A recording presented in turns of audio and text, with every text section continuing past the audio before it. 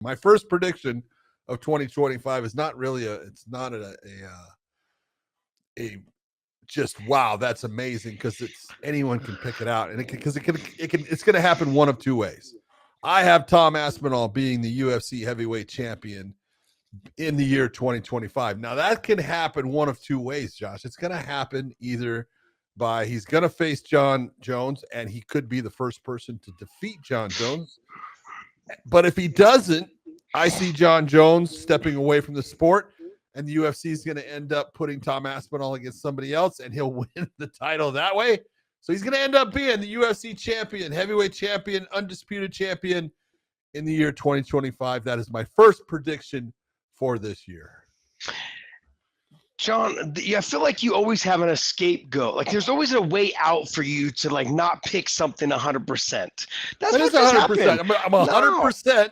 Tom Aspinall is going to be the undisputed UFC heavyweight champion in the year 2025, and it can happen two ways.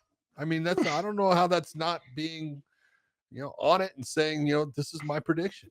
Okay, I'm going to say it one step further, because that was my number one prediction also, that Tom Aspinall beats Jon Jones. Wow. I'm just going to come out and say it. I mean, look, that fight's got to happen first. So that's kind of my way out. If it doesn't happen, then we're both SOL.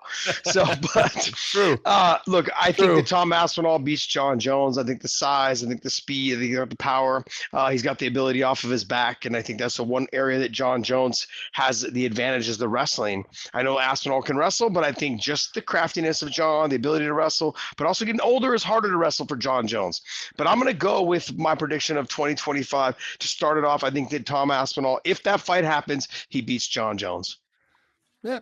See, it works either way. My way, he beats him, he's the undisputed champion. If he doesn't, Jon's going to end up stepping away as a undefeated basic fighter in the UFC, the heavyweight champion, putting the belt down, and they're going to put Tom Aspinall against somebody else in the heavyweight division, and I picked Tom Aspinall to win that fight. So, here's my only thing. If they do fight and Jon does beat Aspinall, I mean, Aspinall could end up just being on the sideline for the rest of 2025. Not that he won't fight, but Jon can end up fighting Alex Bahia too if Alex is able to get past his next fight, and you can end up with a fight where that takes the whole year. So those two fights in 1 year, and then Jon walks off into the sunset, claiming to be the greatest fighter of all time. There you go. There you go. It's a claim that's not far from being true. What's crazy is that we didn't talk about this at all beforehand. So all of your picks, I have no idea. And I even told you, let's not talk about it. And I didn't even bring up mine. But what's your number? The fact that we got number one together is pretty cool. I think these great minds think alike. I like that. If you notice, we didn't ask Dave for any tips. So that's why great minds think. Okay. But anyways, what's your next one? My number two prediction for the 2025 in the UFC, you are going to see Kayla Harrison becoming the bantamweight champion in the UFC. She will get that title, and she will defend that thing for quite a while. Okay, you and I are on the same exact page. This is so weird. Like I said, we didn't think about it, but I go one step further. Go ahead. So I think that Kayla Harrison becomes the UFC champion, but I think that she fights Amanda Nunes next after she wins it. And I don't know. I didn't give a prediction on whether she beat Amanda Nunes or not, but I think she ends up fighting Amanda Nunes by the end of 2025. Very good. Could happen. That is the money fight. We all know that's the money fight. We've seen Amanda Nunes versus Juliana Pena. I think they're the 1-1 thing, but I don't think there's a lot to see after the last fight where it was basically domination by Amanda Nunes.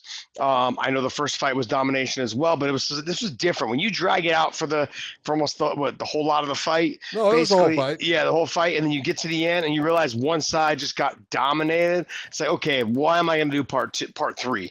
And when I'm watching this, and I know Dave's probably I'm driving him nuts by leaning left and right. He's like, bro, try and stay in the frame. But I'm going to take it one step further. I think Amanda Nunes, she's waiting for this. I think she's still training. She did that video basically, doing the dance, talking about I'm ready to come back. And I really believe that the UFC is priming her saying, hey, if Kayla wins this fight, I want to put together. I want you guys to main event it in Madison Square Garden or in the T-Mobile Arena. I think that there's all that hype that's going to come around. You have a two-time Olympic gold medalist, former PFL multiple-time champion, going to be probably the current UFC champion when they're ready to fight. Amanda Nunes coming off being considered one of the best, if not the greatest of all time in the female division. Let's see these two put it on. That's former teammates. That makes it even more controversial. Both trained at American Top Team. Amanda left as Kayla was making her rise. It's a lot. They used to work together. They used to train together. They know each other really well. I think that's a huge moneymaker for them. I think that they're priming Amanda Nunes for that fight. Yeah, I agree with you. And it's actually, if you're going to have Amanda come back, it's the way to have Amanda actually make that repeat. I don't think against Juliana Pena, no disrespect. Nope. As you said, the second fight, although Juliana looked great in the first one and she got the finish, the second fight was just a beat down. And it makes it to where people look and go, well, I mean, I saw her for 5 rounds just get beaten. Now she's tough as hell. She stayed in there, but it doesn't help in making that trilogy fight. So I agree with you. I think it is Kayla Harrison getting that belt.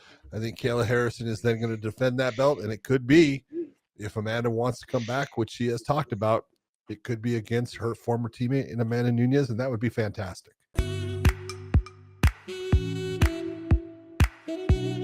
This episode is brought to you by BetUS. Make sure you guys YouTube 150 for the promo code. Also, Element, use the link in the descriptions down below. Any product you buy from there, they will send you a bonus package of product if you use our link down below. Element's amazing, man. I love it.